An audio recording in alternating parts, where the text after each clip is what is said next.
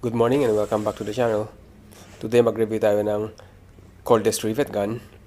Ito ay available sa mga online retailers kagaya ng Lazada o Shopee. At saka, tignan din natin yung mga iba't ibang klase ng mga rivet na ginagamit sa home construction dito sa Pilipinas.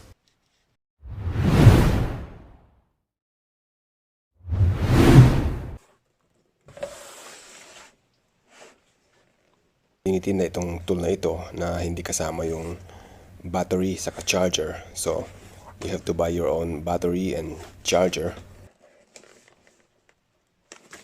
Ang tool na ito ay nasa 12-volt battery platform ng Milwaukee. Ang presyo nito sa Shopee ay 18,000 pesos, hindi kasama yung battery o charger. At mga 24,000 naman pataas dun sa Lazada kung kasama yung battery and charger.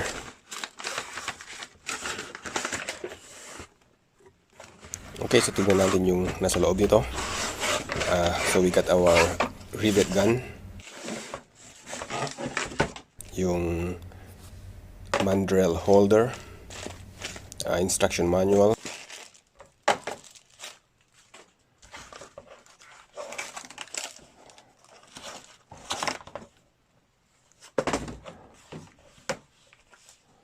mabigat ito.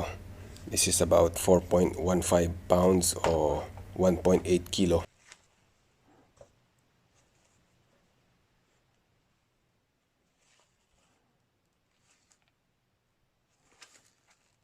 Kasama ito ang 4 nose piece from 332, 18, 532, saka 316. Also, yung wrench is included para pagtanggal ng nose piece.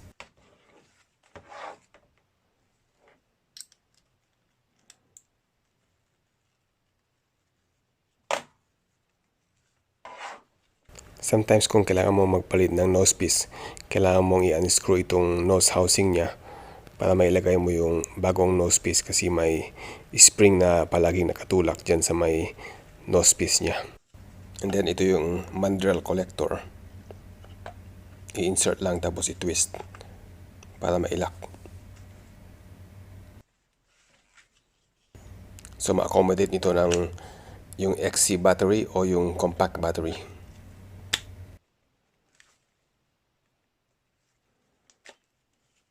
Meron ding additional feature itong rivet gun na ito.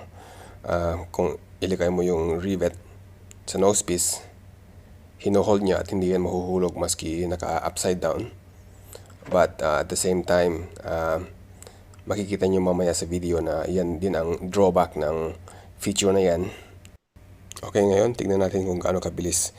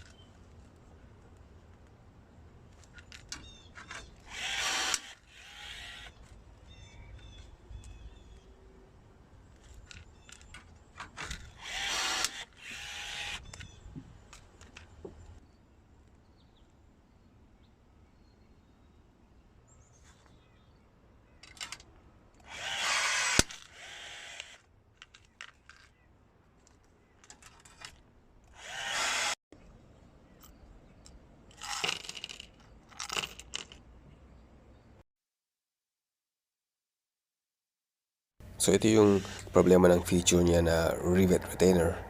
Imbes na nahuhulog yung mandrel sa may collector box niya, umaabante instead.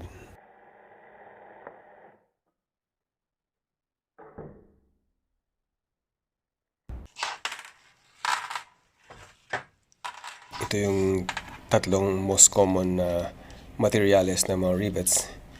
So meron itong aluminum.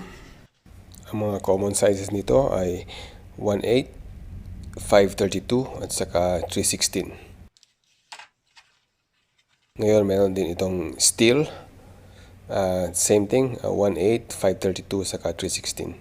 Then finally itong stainless, available din for the same sizes. At saka yung ibang diameter, kagaya ng 3/32 at saka 1/4 inch diameter. Yung haba niya from anywhere between 1/16 hanggang 3/4 or longer.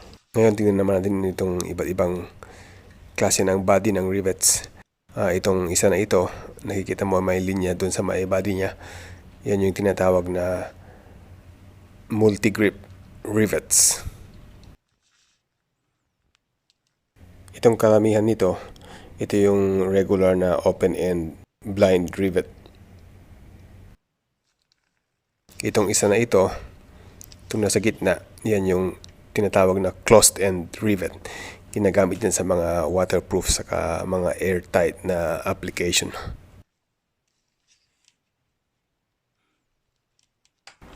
Ngayon tingnan naman natin itong dalawang klase ng rivet head na meron ako. Itong una, ito yung countersunk head o sometimes tinatawag na flush head or flat head. Ginagamit ito kapag ayaw mong nakaprotrude yung head ng rivet. Kaya lang kung i-drill mo yung material, kailangan mo ding i-countersink yung material para lulubog yung ulo ng rivet. And then itong isa, ito yung everyone is familiar with. Ito yung dome head type ng rivet. Ito yung most common saka pinaka-popular dito sa atin sa Pilipinas. So sa mga overseas viewers natin, the typical use of the rivets in the Philippines is they use it for installation of flooring strips, for ceiling construction, and also sometimes they use rivets for the installation of hardy board panels or cement fiber boards for the ceiling.